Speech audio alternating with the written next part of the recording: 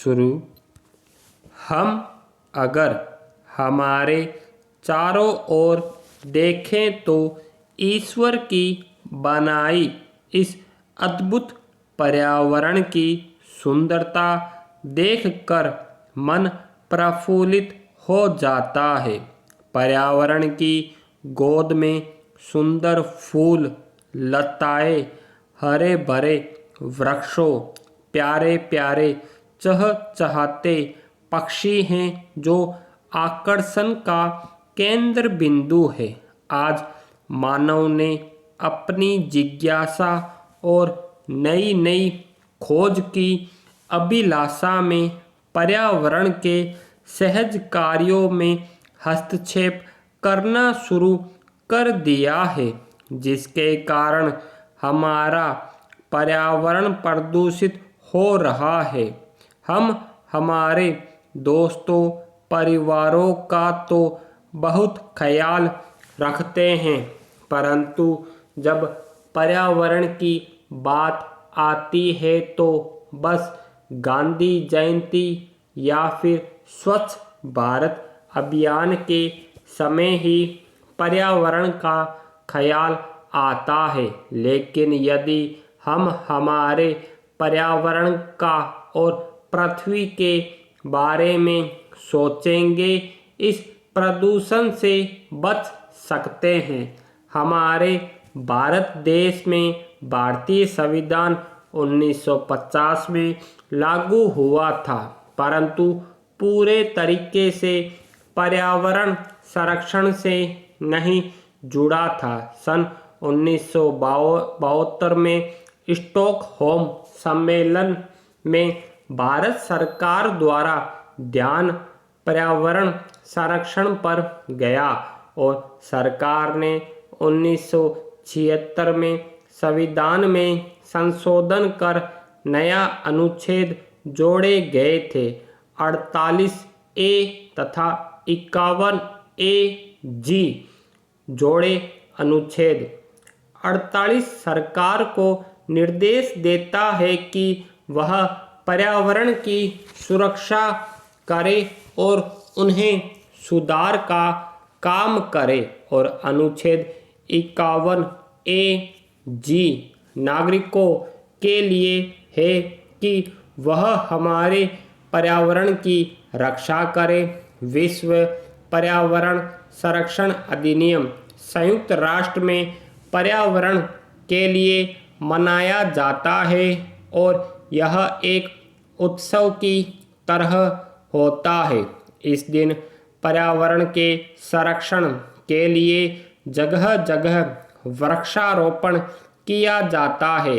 हमारे देश में अक्सर ऐसा होता है कि कोई भी बड़ा कार्य होता है तो हम उम्मीद करते हैं कि वह सरकार करेगी, जैसे पर्यावरण संरक्षण दुरुपयोग से कुछ लोग मानते हैं कि केवल सरकार और बड़ी कंपनियों को ही पर्यावरण संरक्षण के लिए कुछ करना चाहिए, परंतु ऐसा नहीं है। प्रत्येक व्यक्ति अगर अपनी अपनी जिम्मेदारी समझे तो सभी प्रकार की कचरा, गंदगी और बढ़ती आबादी के लिए स्वयं उपाय करके पर्यावरण संरक्षण में अपनी भागीदारी दे सकता है।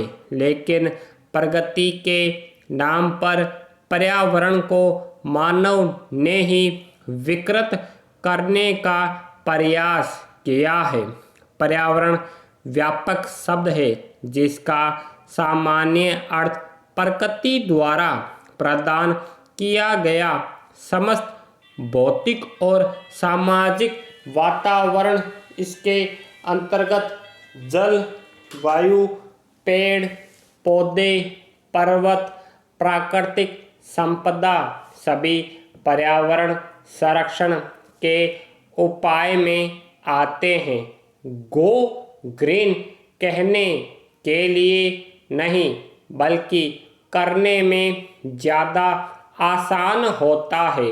आज पर्यावरण का ध्यान रखना हर व्यक्ति का कर्तव्य और जिम्मेदारी है। पर्यावरण संरक्षण को हानि पहुंचाने वाली चीज़ों को कम उपयोग करना चाहिए, जैसे प्लास्टिक के बैग इत्यादि। पुनरावृत्ति करना चाहिए, यानी वापस इस्तेमाल करने योग्य सामान को हमें खरीदने चाहिए जिसे हम वापस उपयोग कर सकते हैं, जैसे कांच, कागज, प्लास्टिक और धातु के सामान जिसे हम दोबारा उपयोग कर सकते हैं। कुछ ऐसी चीज़ें होती हैं जिसे दोबारा बनाकर उपयोग में ला सकते हैं, जैसे शराब की बोतलें, खाली जार इत्यादि।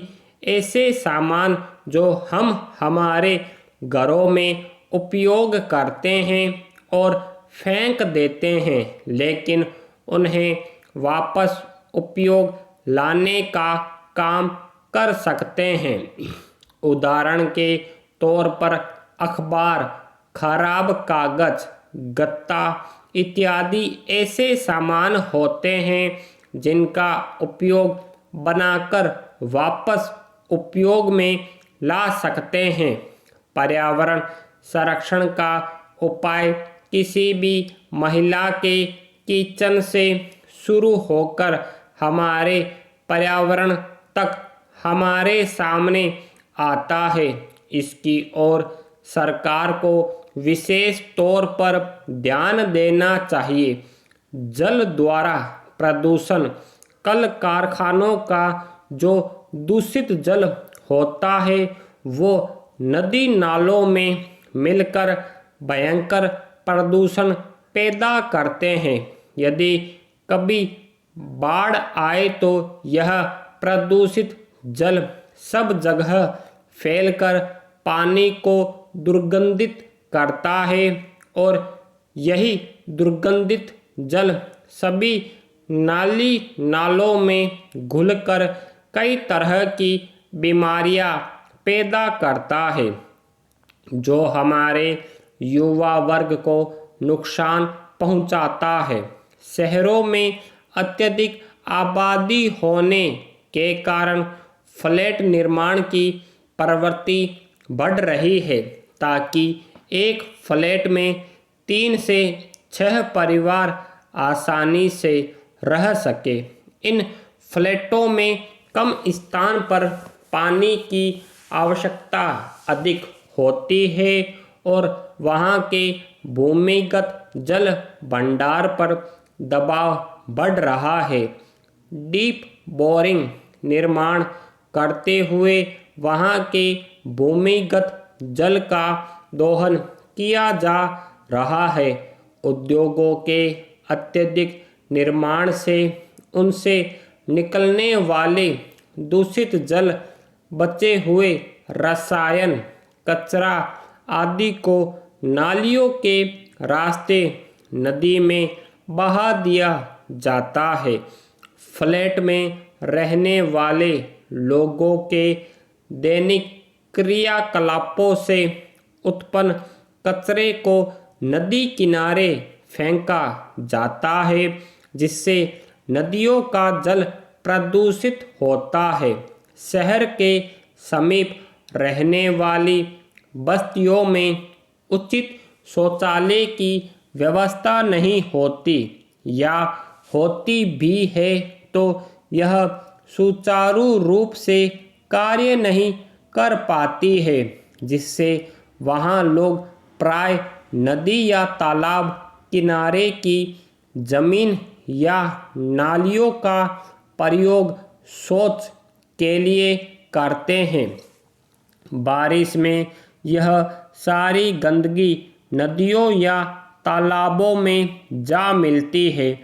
बस्तियों में कचरे की निकासी की उचित व्यवस्था न होने पर प्राय लोग कचरे को तालाब या नदी के पानी में डाल देते हैं, तालाबों एवं नदियों के पानी का इस्तेमाल नहाने एवं कपड़े धोने के अलावा पशुओं को नहलाने के लिए भी किया जाता है, जिससे उनके शरीर की गंदगी पानी में घुल जाती है।